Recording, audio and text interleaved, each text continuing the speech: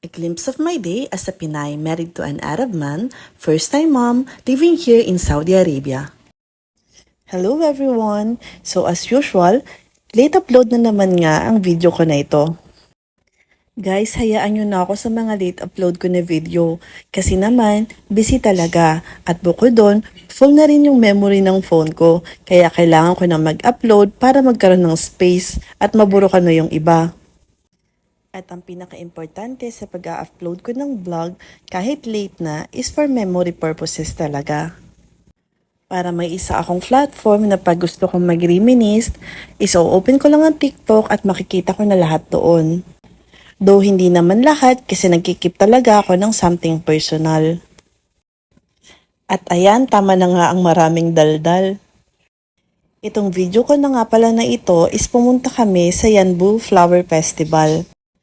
Nagkataon kasi nga na 1 week na lang magkuklose na yung flower festival. Kasi nga, umiinit na yung panahon dito sa Saudi. So yung mga ibang bulaklak nga nila dyan, mga nagkakamatayan na nga. Kasi medyo umiinit na talaga ang panahon. Pa-summer na kasi. April 17 nga nung pumunta kami. Diyan na nga namin naisipang i-celebrate ang aming 9th wedding anniversary.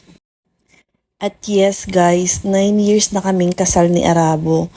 Biruin nyo yun, tumagal kami ng 9 years. Alhamdulillah. Ang unang choice ko nga na dapat magse-celebrate kami is mag-i-staycation na lang sa hotel. Alam nyo yun, para less hassle, hindi na ako magpre-prepare ng pagkain, pagising namin, as in wala talaga akong gagawin.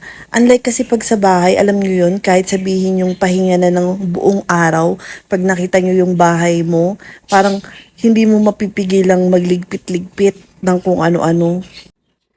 Kaya mahilig talaga kaming mag-staycation pag gusto naming huminga konti, magpahinga, yung buong araw na walang gagawin.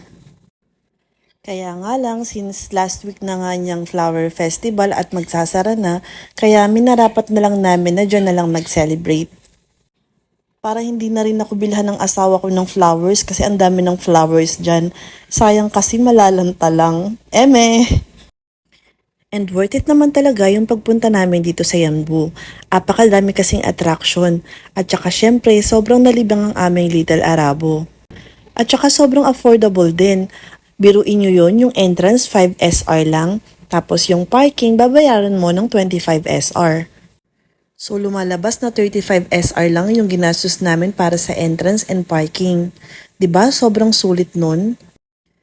Ewan ko nga rin ba kung bakit sobrang mura din nung entrance fee nila dito. Alam nyo ba, pag sa Jeddah, apakamahal ng mga entrance fee sa mga attractions pag may mga event. Katulad na lang sa City Walk, 35 yun pag weekdays, tapos pag weekend naman, 45. At isang tao lang yun ha. So imagine kung magkano yung price difference. Isa nga sa pinakapaborito kong attraction dito is itong maraming roses na umiilaw. Naalala ko nung pumunta kami sa Cebu, merong ganitong coffee shop doon. 10,000 roses yung pangalan. Kaya sobrang nostalgic nung nakita ko to. Para akong bumalik sa Cebu. Kayo ba guys, nakapunta na rin ba kayo sa Cebu? Alam nyo, isa sa pinakapaborito ko rin pinasyalan ang Cebu. Ang dami kasing mga attractions din doon. Talagang sulit na sulit puntahan. Ayan nga, ang dami ko na namang daldal. So, ayun lang guys.